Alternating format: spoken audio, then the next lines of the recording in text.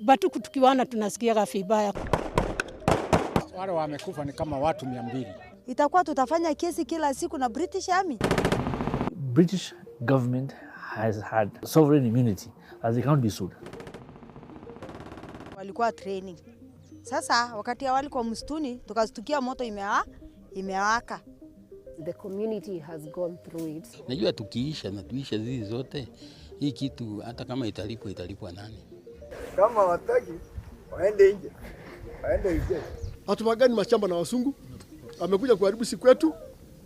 Na tunaomba basi watu wafidia wale wameharibu. Tuko na shida mingi sana kwa hizi mabaruti, manini, kwa mama kutoka mimba, hata na wazee kutofanya nini, kuishiwa na nguvu zao za kiume na maanisha hivyo.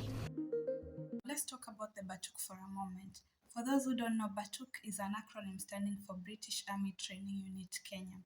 And this unit was formed in 1964, right after independence, whereby the Kenyan government and the British government decided to form an agreement. And this agreement was called the UK-Kenya Defence Cooperation Agreement, which basically stipulated that the British soldiers or the British infantry could come to Kenya and train in Kenya. Now for the British, the agreement will benefit them because they'll gain training grounds in Kenya.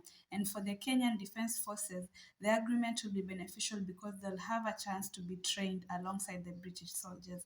Now this cooperation has been going on for decades now, ever since after independence up until now.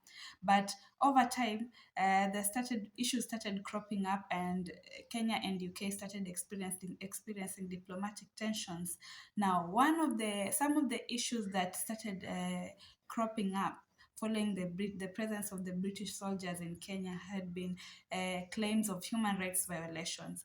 This is in regard to assault, in regards to sexual abuse, and in regards to killings by the British soldiers. The second issue that cropped up was the abandonment of children that were fathered by the British soldiers. Now, some of these children were fathered following relationships between British soldiers and Kenyan women.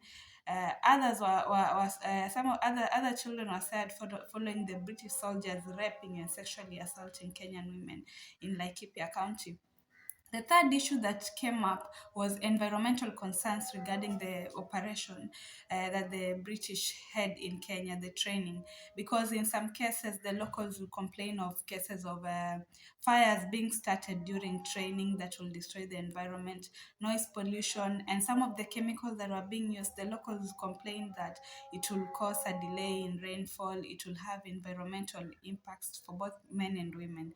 And the final issue was the diplomatic tensions between Kenya and the UK government following all these issues, because there was a time that the Kenyans actually protested and went on the streets. Kenyans in Nanyuki County and in Laikipia County protested, and the issues were tabled in the Kenyan parliament by the parliamentarians. However, nothing was really done, because the British soldiers continued to operate as normal, and this created tensions between the Kenyan government and the UK government. Now, recently, around July, the agreement was to be renewed for August, but following these tensions, Kenya actually sort of delayed to renew the agreement, and the UK government was threatening to take the military operations somewhere else to another country. However, slowly after that, we saw the Kenyan government renewing the agreement, and the BATUK are currently back in Nanyuki, where their headquarters are. Now, why did the Kenyan government choose to continue with this agreement even after these massive complaints and the massive controversies that surround the BATUK operation in Kenya? For the Kenyans who've been impacted by the BATUK operation, what they're demanding is basically accountability and transparency.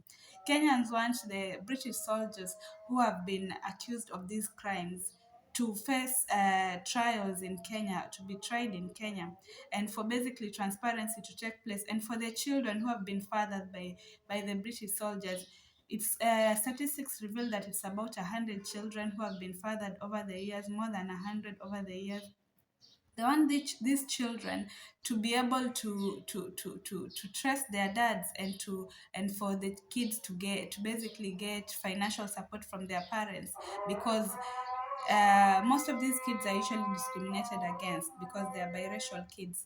Now, despite all these issues surrounding sexual assault, human rights violation, murders, and everything that the British soldiers have been doing, all the atrocities that have been doing all over the years, ever since the BATUK started operating in Kenya, we can see that none of the issues have actually been fully addressed by both the Kenyan government or the British government.